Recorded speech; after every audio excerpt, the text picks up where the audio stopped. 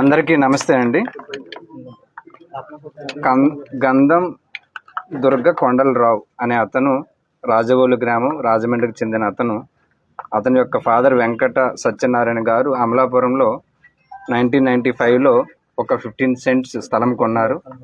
ఆ తర్వాత వాళ్ళ నాన్నగారు అనారోగ్యం కారణాల వల్ల ఆ స్థలాన్ని అమ్మదలుచుకున్నారు.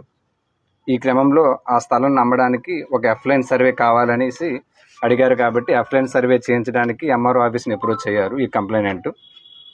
ఈ సర్వే చేయడానికి ఇనీషియల్గా ఎంఆర్ఓ గారు 1 lakh డిమాండ్ చేశారు.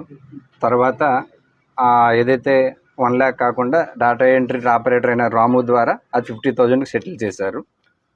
ఆ తర్వాత ఎవరైతే ఈ కంప్లైనెంట్కి బ్రైబ్ అమౌంట్ ఇవ్వమని అతనికి ఇష్టం లేక వాళ్ళు ఏసీబీ పీపుల్ని అప్రోచ్ అయ్యారు. ఏసీబీ వాళ్ళని ఈరోజు ఏదైతే 50,000 బ్రైబ్ అమౌంట్ ఉందో అది ఎంఆర్ఓ ఆఫీస్ ఎంఆర్ఓ అమలాపురం ఆఫీస్లో ఈ కంప్లైంట్ నుంచి తీసుకుంటూ ఉండగా మేము 50,000 అమౌంట్ని రికవరీ చేయడం జరిగింది.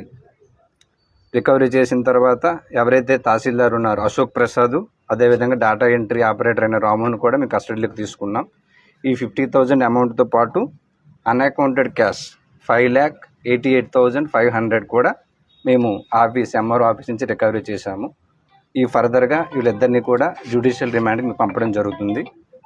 పీపుల్ అందరికీ రిక్వెస్ట్ ఏంటంటే ఎవరైనా సరే గవర్నమెంట్ సర్వెంట్స్ మిమ్మల్ని బ్రైబ్ అమౌంట్ డిమాండ్ చేస్తే ఏసీబీ పీపుల్ని అప్రోచ్ అవ్వాల్సిందిగా మీ అందరికీ కూడా రిక్వెస్ట్ చేస్తున్నానండి. Thank you.